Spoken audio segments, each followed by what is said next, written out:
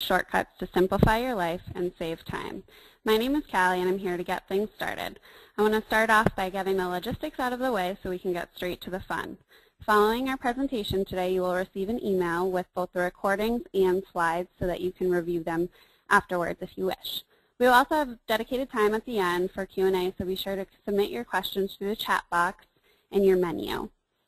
For those of you who are not familiar with WordStream, we're a search marketing software provider with both free and paid tools to help you easily grow both your AdWords and Bing accounts. So if you're looking to master paid search, definitely check out our website, and you can visit PPC University at www.wordstream.com/learn. Today, we definitely encourage you to be social throughout the presentation and join in on the conversation on Twitter with the hashtag PPCLife. You can also follow at WordStream and our two presenters today, both Larry Kim and Erin Sagin. Now let's meet our experts. First, we have Larry Kim, founder and CTO of WordStream. He has been named the most influential PPC expert for 2 years running by PPC Hero. He's been cited in over 10,000 publications and is a regular speaker at industry events, and recently had a baby, also known as PPC Kid. And Erin Sagin, our customer success manager, she recently spoke at PubCon in Las Vegas, and both her and Larry will be at SMX West, so if you're interested in seeing their sessions or meeting up with them, definitely tweet at them. She also has specialized in paid search for over 3 years. Her team consults for over 1,000 agencies, and she has her team also oversees 2,000 paid search accounts, and when she's not working, you'll find her hula hooping, vacationing in the Caribbean, or binging on reality TV. Now, before we get things started, I want to take a quick minute to get to know our audience a little bit better so we can cater the content a little bit. So I want you to go ahead and answer this poll question. What is your biggest time suck when it comes to AdWords and PPC? Is it ad text optimization, keyword research, bid management, reporting, or landing page optimization? So it looks like about 40% struggle with keyword research when it comes to time, and then reporting is a huge time suck as well. So now I'll hand things over to our presenter, Larry Kim and Erin Sagin. Off to you guys. Awesome, thanks, Kelly. Great webinar for you today. We're going to be talking about 7 AdWords shortcuts to simplify your life and save time. We're just going to do a countdown format, and I was going to take the first 3, and Erin's going to do the next 4. Okay. So my number 1 tip here has to do with deleting keyword clutter, or number 7 actually.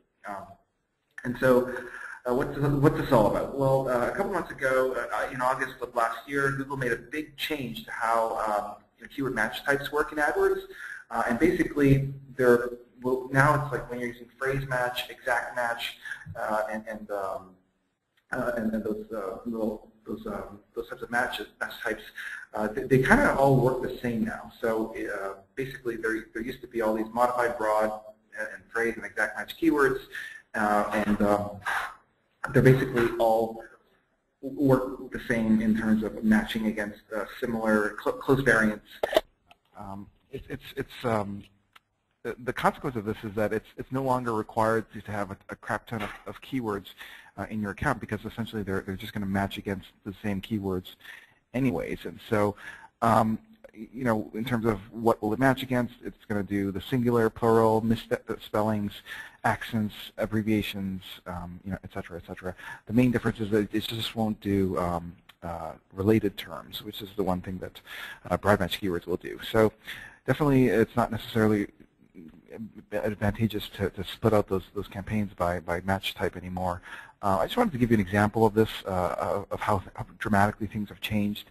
So this is an actual account, that has hundreds of thousands of keywords, 273,137 keywords to be exact, and that's a lot of keywords. That's going to take a lot of time to figure out and manage this account. Well, do you really need 237,000 keywords? When I analyzed this particular account, what I found was that just 3,372 of those keywords, meaning 1.2% of the keywords in this account, actually triggered ads in the last month, whereas the vast majority of, like 98.8% 80% of the keywords in this account have no impressions. So it's like almost like you don't even need that stuff. It's a dead weight that's making your life miserable. And so, just here's the same data, kind of parsed slightly different way. I wanted to see, like, what was the distribution for impressions by keyword. And what you can see is a very small number of keywords, even like the top 50 keywords in the account generate most of the, the impressions, ad impressions for this 270,000 keyword account. And so even if you have a high quality score on these keywords, Google doesn't even bother showing them if there's low search volume. So so why the heck do so many advertisers have, a million keywords or 270,000 keywords in their account? One of the myths that that people believe often is that somehow by adding a crap ton of keywords into their account, that's going to somehow magically fix their quality score problems. And I just did some research on this this morning, actually. I wanted to see, like, is it really, like, if I add 1 million keywords or 2 million or 3 million keywords to my account, will that really improve my quality scores for my account? And I looked at a couple thousand accounts this morning, and what I found was, like, it's not true. The more keywords you have, actually, your quality score kind of, on average for the account, trends lower, not higher. So definitely don't be adding keywords for the sake of improving your quality score. A couple other ideas here. Some people believe that having a crap ton of keywords will somehow help their conversion rates, magically. And what we're finding is, yes, there is a slight improvement in conversion rates, but it's very modest, as you can see here. As you add keywords, it's slightly imperceptible, almost, in terms of like a 0.1% improvement on average conversion rates as you go from 0 keywords to 200,000 keywords. But that's like comes at quite a cost. So the key takeaways here have to do with just keyword expansion still matters, and it'll still produce a marginal positive benefits for your account. But the key here is just to not overdo it and to delete the junk that doesn't end up working out, because there's a huge cost of maintaining an account with keyword bloat. It has to do with like campaign management costs. Like, God, can you imagine doing bid management or ad text optimization or trying out a new ad extension when you have that many keywords? It's just like cement. It's just weighs you down and will make you very not agile. As well as reporting will be quite a challenge. Did you want to add anything to that, Erin? Yeah, I mean, I think I would echo a lot of that sentiment. I work with a lot of clients who have huge accounts, and the fact of the matter is that it like deters them from working in them because they just have so much. They don't know where to start, and 99% of it is just terrible. It's just not really contributing anything to the account. So it's definitely worthwhile to cut down, get rid of all those extra keywords that really aren't helping you out, and I think it really helps you to better manage the ones that are there that are making a difference for you. Awesome, thanks, Erin. So that brings me to my number 6 on this list, which is to delete useless ads. So what am I talking about here in terms of deleting useless ads? Well, oh my God, this particular account has 7,000 ads. It's the same account. It's actually 6,999 ads, and I wanted to see, like, is there really a huge benefit of having 6,999 ads? And similar, as you might expect, it had a similar outcome as my last analysis, which is that just the top 70 ads, so 70 out of 7,000 ads, which is the top 1% of these guys' ads, accrued 99.5% of the ad impressions. The remaining 6,930 ads, generated 1% of the ad impressions. So it's like that's there's a small benefit for having those additional 6,930 ads, but it comes at a huge cost in terms of having so many ads. And first of all, guys, don't feel bad if you don't have 7,000 ads in your account. I've done some research here, and what I can tell you is that when looking at the typical small business advertiser and their accounts, the average is closer to like 18 ads per account. So so this guy is, I think, a little bit overdoing it. But here's a pretty important key takeaway here. For a lot of businesses, it's more of a quality rather than a quantity thing. It's like just having one really, really good, smart ad is actually good enough to get you to be successful here. How can you create this one ad? Well, there's a really cool shortcut in AdWords called dynamic keyword insertion, and it's like a really lazy and easy way to get good enough results. And so what do I mean by this? Well, dynamic keyword insertion, it's just like this magical headline that you write in your ad text. You kind of see where it says a squiggly bracket, keyword, colon, simple online marketing, and colon, and squiggly bracket. Basically, what that is, it's a special formula that will replace your ad headline with whatever it is that the user searches for. And so, if they search for good online marketing and that was one of the keywords in your account, it'll replace that weird headline with exactly what they were searching for. And this little switcheroo thing is just so powerful. When I do analysis of like hundreds of thousands of ads to try to figure out what ad copywriting strategies produce above average results, dynamic keyword insertion, as you can see by this red line, has a tendency to produce above average click-through rates, and that's because people are dumb and they think, oh, this ad was written just for me, and I'm going to click on this thing, and so that's pretty simple way to get really decent results here. I just wanted to have one little disclaimer here, and that is when you look at sort of the top 1% of the ads in the world, like the ones that have the very highest click-through rates, those ads do not use dynamic keyword insertion. They rely more on like creative offers or emotional triggers and all this kind of really creative, unique selling propositions and stuff like that.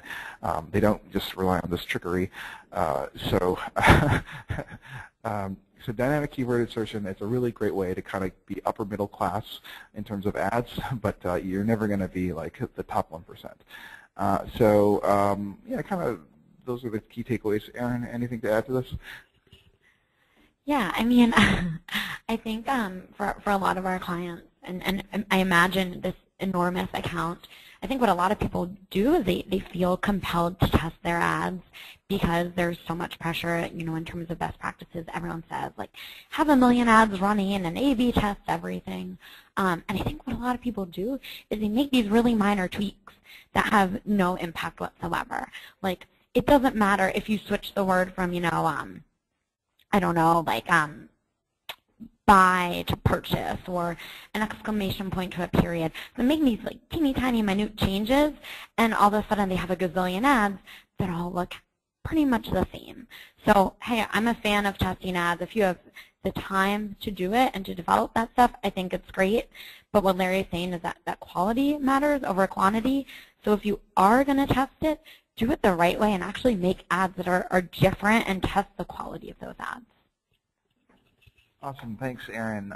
This brings me to my last one here for today until Erin takes over, which is number 5, to delete useless landing pages. So I'm kind of on a deletion rampage here. If you haven't noticed, it's kind of the theme of my 3 things today. It's all about deleting and simplifying your AdWords account, and hopefully by now I've convinced you that in AdWords most of the impressions go to a very small number of keywords and a very small number of ads in your account, and it's the same as landing pages. So like a very few number of landing pages soaks up the vast majority of the click-through rate of the clicks and impressions for the typical AdWords account. And so you can save yourself a ton of time by not necessarily building out a gajillion useless landing pages. So that might sound unusual to some people because maybe you've read stories saying that you need to have different landing pages for every ad group or for every campaign. And what I'm telling you here is that when I look at the numbers in terms of like thousands of accounts and try to figure out how many landing pages do they have, and like there's this myth that says like, oh, I'm going to have 1 million landing pages so that I can raise my quality score. Well, when I look at the data here, it tells me that companies that have 1,000 or 2,000 or 10,000 landing pages do get a small benefit in terms of their average quality score in their account by having more relevant ad landing pages. But you can see that this is coming at a pretty huge cost. Like, just can you imagine managing 10,000 of these landing pages and how hard that would be? In exchange for like a 5 to 10% boost in quality score. You can get 99% of the benefit with 1% of the effort, kind of thing, by just kind of going for quality rather than quantity. People often think that having a crap ton of landing pages is going to really juice your conversion rates, and here again, what I'm seeing, there's no inherent advantage of just having more landing pages. It has to do with like what the landing page is offering, and that's going to be kind of the determining factor, not necessarily how many you have. So a big way to simplify your AdWords life here is to just go big on a small number of landing pages. So the typical small business advertiser has just 3 landing pages. When we average, a couple 100,000 small business advertisers, we find that that's pretty typical. And just having one of these really good landing pages ought to be good enough to get you in a good place. And so how to know if your landing page stinks or not, and I just provided some data here in terms of kind of what is the typical conversion rates for landing pages. So like if you're below 2.25, then you're kind of below average. If you're above 5.53 or 5.31%, then you're in kind of the top quartile.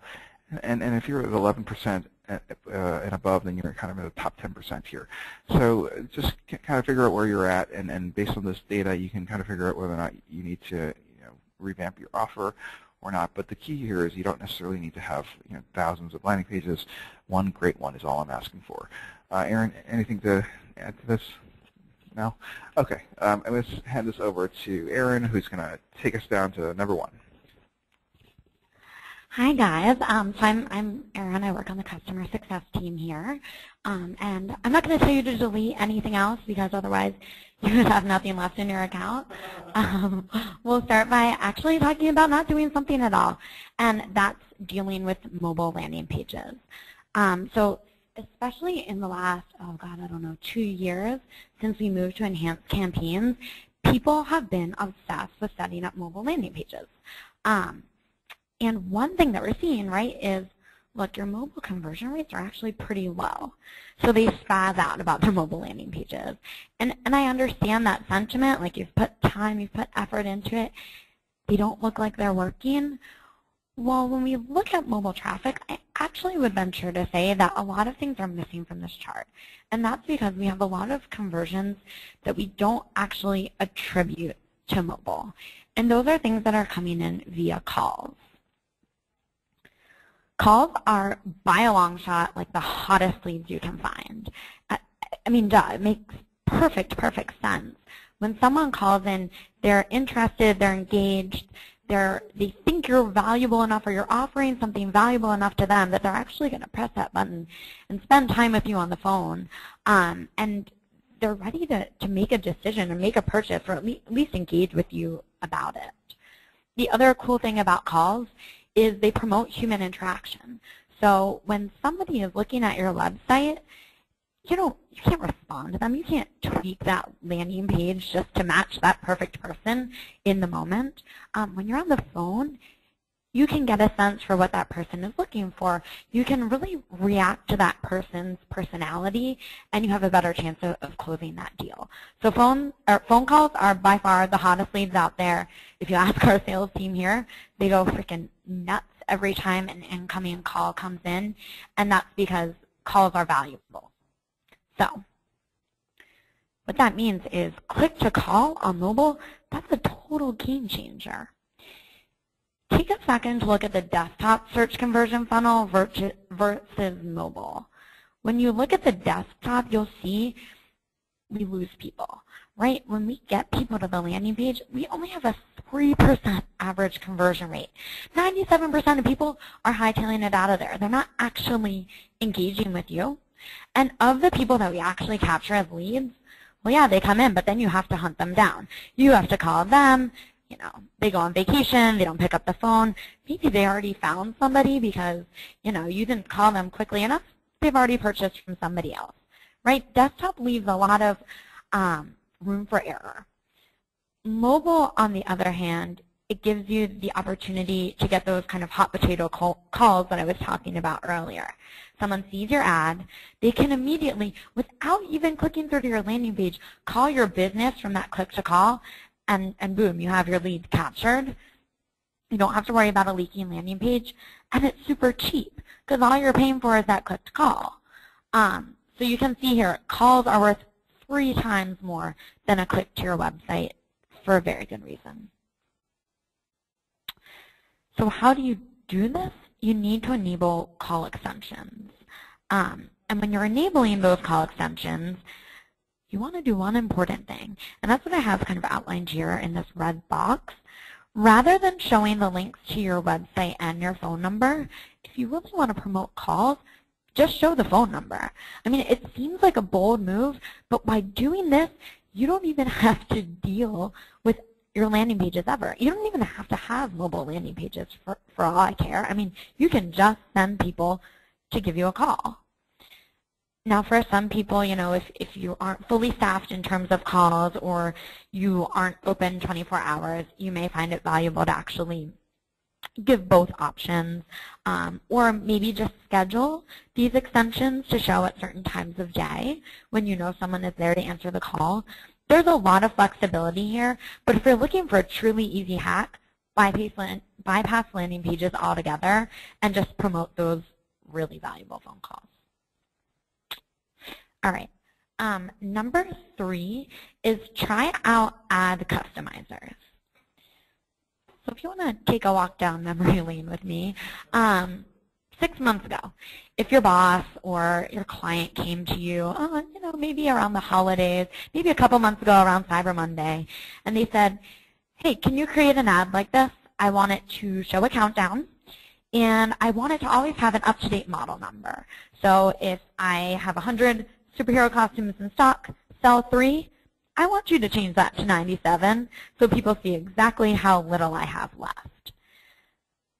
You would probably panic because, frankly, no one has time for that, especially over the holidays. Like, no one wants to sit there while the rest of their family is, you know, going shopping or enjoying time with one another and constantly update their stupid little mobile ads or their PPC ads.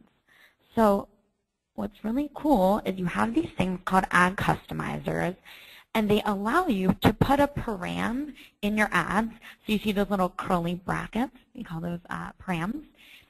You can input a little snippet of code and connect it to a spreadsheet, which will contain whatever it is you want to hold. So model, brand, price, starting price, or countdown. And instead of you sitting there and updating this all day, you can let the spreadsheet do the work for you. So this is huge for advertisers, especially those of you guys with e-commerce. You know, doing this, you're probably already trying to do this manually. Well, the ad customizer is going to knock out all that manual work. And you can even set schedules for these custom attributes to show or stop showing at a certain time. So what that means is you don't have to log in from Thanksgiving until the Tuesday afterwards.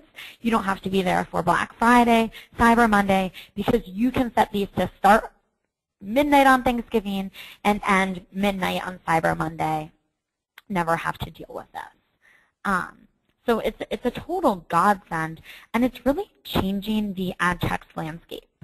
So for those of you who use shopping campaigns, you know there's kind of a different flavor of this with shopping, which is great. But text ads have been stagnant for a long time. We haven't had much ability to do anything with them. This is DKI on steroids. This is like 10 times cooler than dynamic keyword insertion. And while there's a little legwork to set it up, I guarantee you'll be so thankful once you do it, because it's the perfect way to alleviate any of your holiday stress. So I hope your minds are blown by that. Frankly, when this came out, my mind was blown. I think it's an awesome, awesome new feature. And anybody doing e-commerce needs to be using it. All right, number 2, use AdWords scripts for reporting.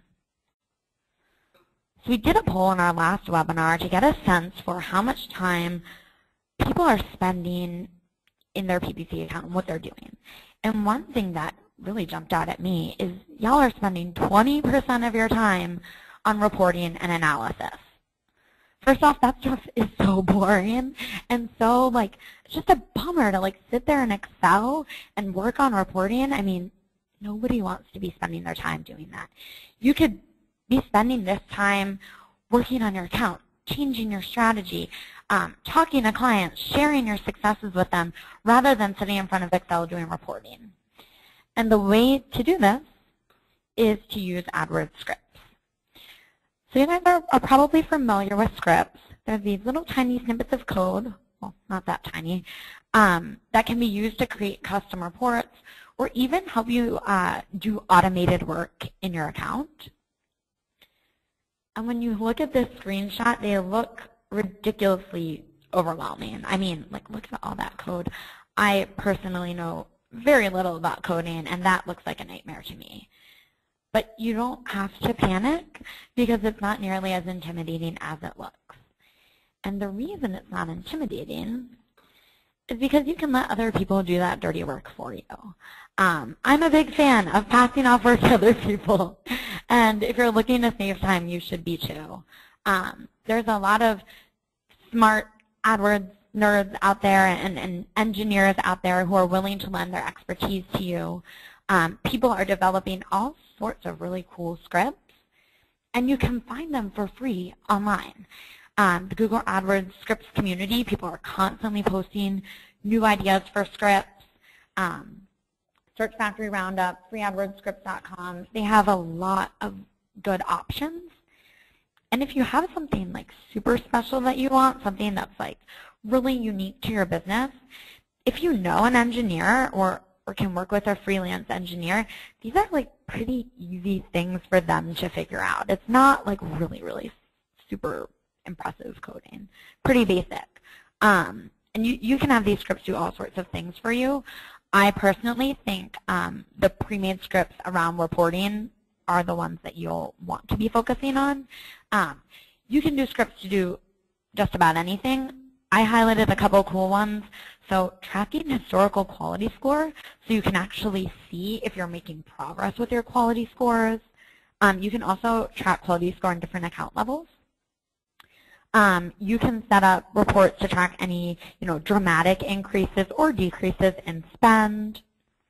You can identify underperforming keywords, or even run a full health check, which is essentially used with your client as a status update on their account.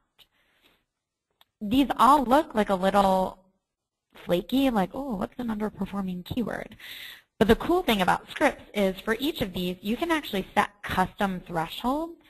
So you choose what an underperforming keyword is, and then it will generate a report for you on that. You can also enable alerts. So I probably don't want to look at a report on drastic increases in spend every day if my spend is usually pretty consistent. But I can set to email me there's a big increase, maybe 50% more than usual. Well, that's golden. That means you don't have to check hardcore every day. You can rely on these reports, which I think is awesome, and I think you guys should all be using them. And then the final thing is leverage tools and automation. So, the best way to not spend your time obsessing over PPC is to work with a platform like us. So we have a product here, a WordStream, 20 minutes a week will save you 20% or more on PPC marketing. Larry's making fun of me because I sound like Geico, but it's true. 20 minutes a week will save you 20% or more on PPC marketing, which is absolutely awesome. We have this cool thing that we call the 20-minute work week, and what this does is it literally analyzes your account on a weekly basis and tells you exactly what you need to do to optimize it. So you come in every Monday, you take care of your 20-minute work week, and you've dealt with your account for the week. Which is amazing. Definitely cuts out on a lot of time spent in paid search. So Larry, is there anything else you want to add? No, I think that brings us to our special offer section. Callahan, do you have can you run the poll? Yeah, absolutely. Thanks for that great content, guys. So today we have some special offers for you. We have first and foremost a free live demo of the WordStream Advisor. Second, we have a free one-on-one AdWords assessment. And finally, if you're pleased with where you're at with your PPC, just select that you don't need any help. So while you're submitting your demo request, we have lots of questions for Larry and Erin. So let's get this Q&A started. So first off, someone wants to know, should we delete low click-through rate keywords, and what's the best way to go about doing that? Hey guys, it's Larry here. I think in my presentation today I was advocating for just deleting the low volume keywords that have no impressions. So forget about low click-through rates. I mean, in order to get a click-through rate, you actually have to have impressions, and clicks. One thing is you can dramatically simplify. Like 85% of the keywords in your account are probably low volume keywords, and I would definitely think that it's okay to delete those. I think it's fine to keep the low click-through rate keywords because at least they're getting clicks. Anything to add to that? Absolutely, and for me, anything that is garnering impressions that has a low click-through rate, it's just dive in and figure out why. You can figure that out pretty quickly when you start looking at the kind of combination that you're showing with that keyword. So what's the ad you're showing? What's the landing page you're sending them to? Start working on the click-through rate from there. If you can't get it up, then start to think about maybe getting rid of it. But first, give it a shot. Great. So next, can you guys expand a little bit on how to write a really positive and just a good dynamic keyword insertion? It's actually pretty simple. It's pretty automatic. You just put in that little code for the headline, and just some generic text about your business on line 1 and line 2 for the description. But generally, people don't pay as much attention to those descriptive lines than they do that relative to the headline. And so, what dynamic keyword insertion does is it writes that headline for you. So it doesn't really matter as much what you're saying. What you're saying. I'll put some caveats in there. I think there's a lot of stupid stuff that shows up with dynamic keyword insertion if you're not careful. One thing to think about is we know ads are more successful when they're shown in sentence case. So the first letter of each word is capitalized and the rest of the word is in lowercase. You can finagle your dynamic keyword insertion by using a capital K and a capital W to ensure that the ad appears like that when it substitutes the text in. And also think about the keywords that you have in that ad group and make sure those are things that you want to show. Cool. Yeah. Great. Now, can you guys provide an example of when you should use broad match for a keyword? Personally, when I use broad match, it's solely to do keyword research. Because I think with broad match, you're opening yourself to a lot of kind of dangerous matches. What you can do is bid low on a broad match keyword. Be very, very mindful of your search terms report, or if you're using WordStream, your query stream, which is going to give you a really comprehensive report of all of the search queries that are linking to the keywords. And that will help you to do some keyword research and figure out what people are looking for and what resonates with them. After I've done that, I can kind of get rid of my broad match keyword and add all of those keywords that I like, that I've already connected with as modified broad keywords. I would also add that I use broad match keywords when I'm dealing with low search volumes. Yeah. So like local businesses where there's just not a lot of searches within that area for whatever it is that they're selling. Sometimes you need to open it up so that you get clicks rather than no clicks at all. Yeah. So those are a couple of examples.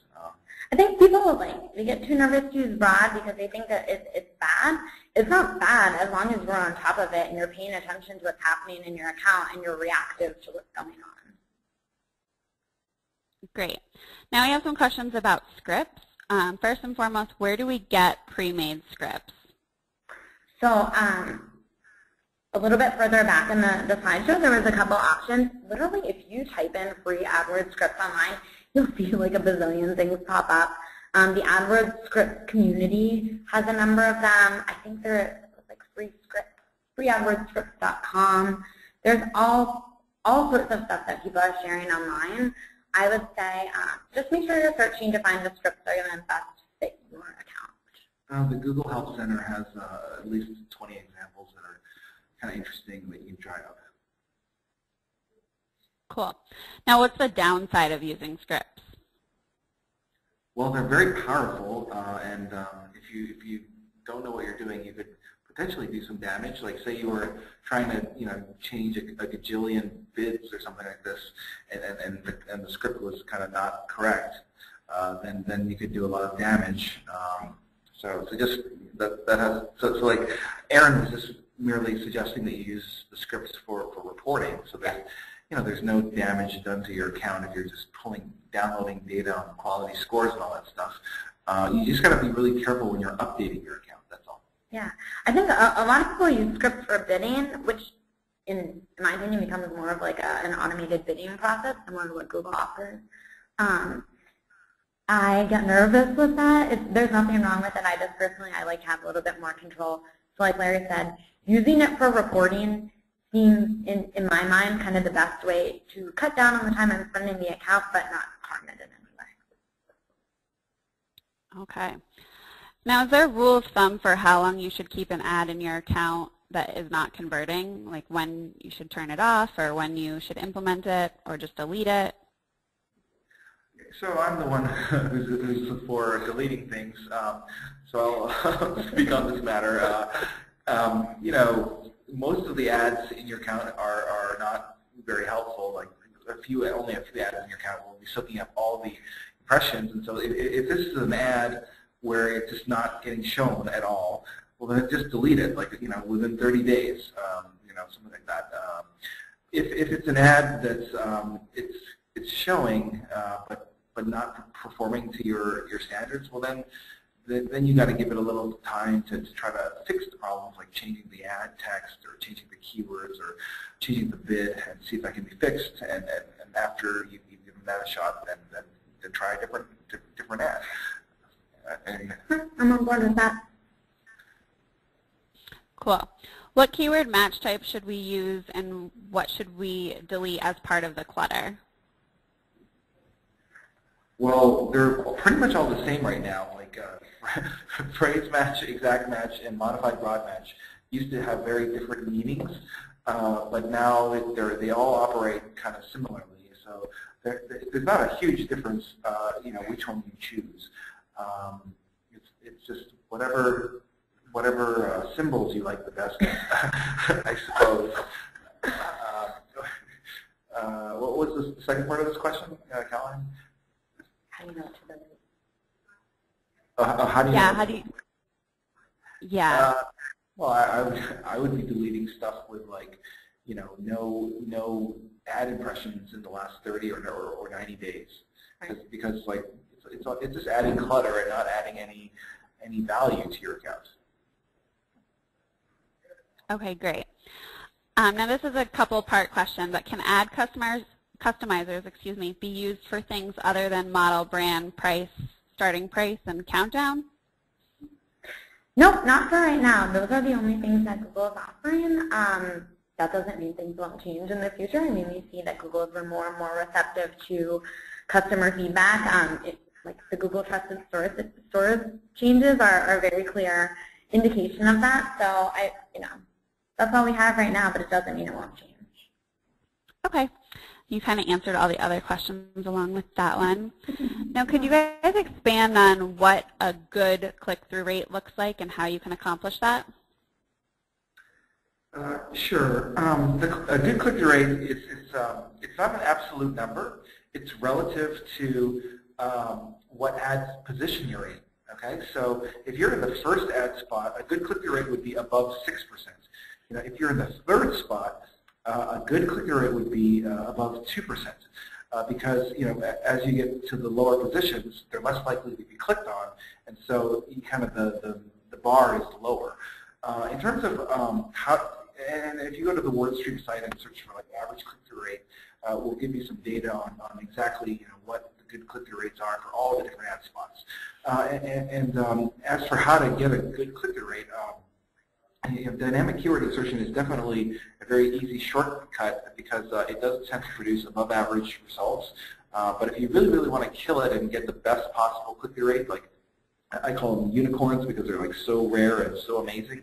If you want to get these really, really great ad click-through rates, the key is to leverage emotional triggers. So like using fear or using joy or awe or different types of human emotional triggers within your ad that will spark some kind of a urge to click on your thing, like curiosity or something like that.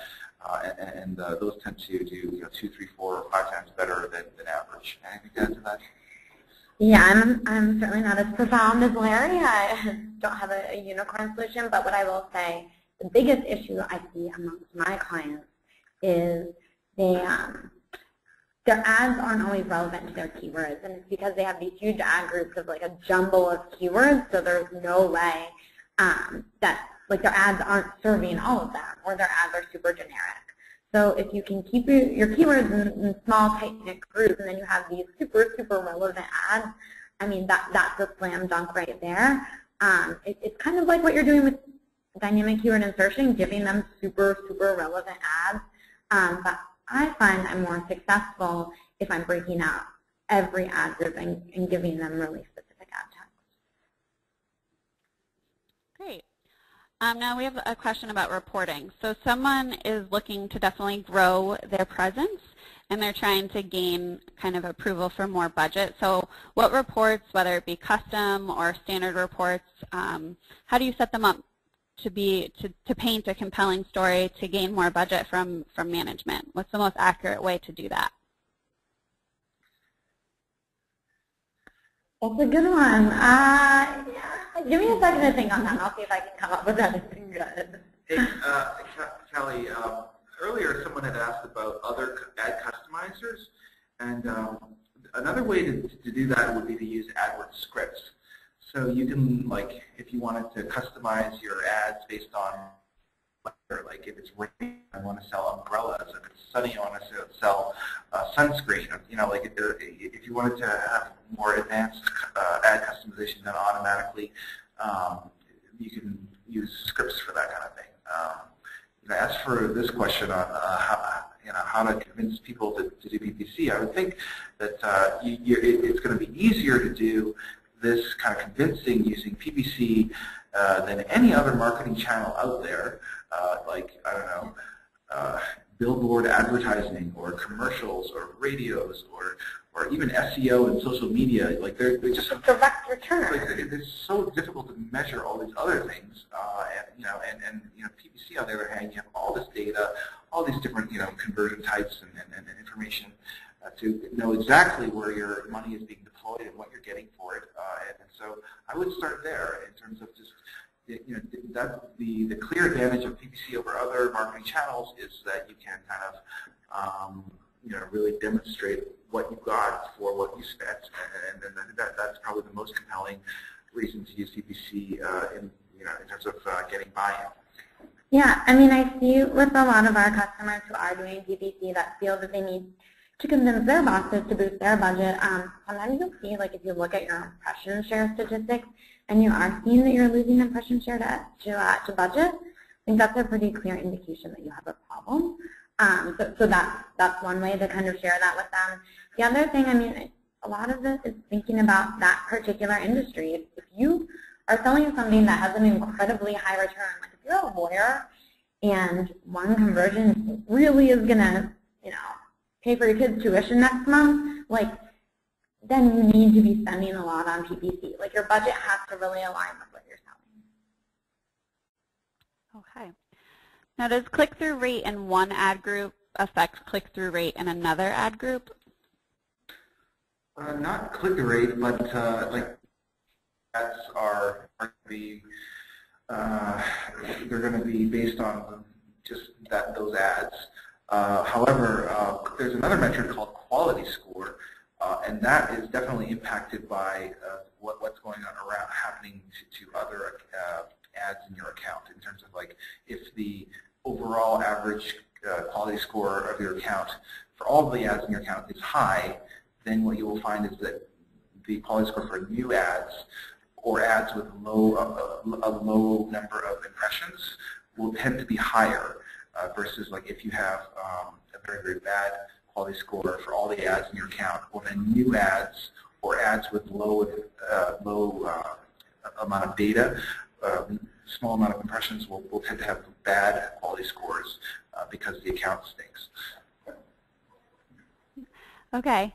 When creating ad groups, what's the best way to add the keywords? Is it by match type or by similarity of keywords? Absolutely similarity of keywords. I mean, when you're thinking about ad groups, all of the keywords in an ad group are going to be showing people the same ad and the same landing pages.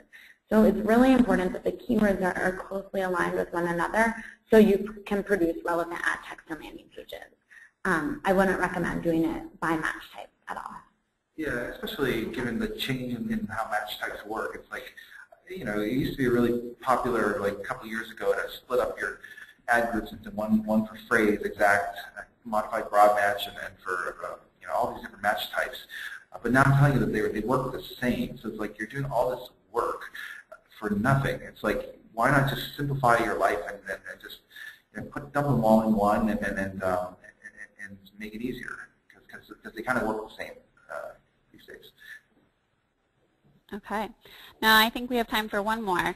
Do keywords that don't have enough search volume to trigger your ad, do they hurt your overall quality score, even if it's a high quality keyword? No damage, but no benefit either. So, you know, if they're not benefiting you, then they are hurting you in terms of adding to the complexity of your account. Remember, it's going to be more difficult to do reporting. It's going to be more difficult to do bid management if you've got a ton of dead weight of these dumb keywords that have no impressions. It's just kind of bogging you down. So like there's no hurt to your quality score, but maybe if it's causing you so much more time and effort in terms of like your optimization efforts, well then maybe then you're losing out there, because if you had deleted them all, maybe you would have been able to spend your time more efficiently and raise your click-through rates and you know, use all the new features and have better results. So like kind of an indirect penalty. Great. Well, I want to thank everyone for joining, and thanks Larry and Erin for the great presentation. And Erin, thank you very much for spending your birthday with us today. And if anyone has any follow-up questions for Erin or Larry, definitely tweet at them. And if you're at SMX West, definitely be sure to check them out, as they'll both be presenting, and you can meet up with them there. Thanks so much, everyone, and have a great day. Thanks, guys. Bye, guys.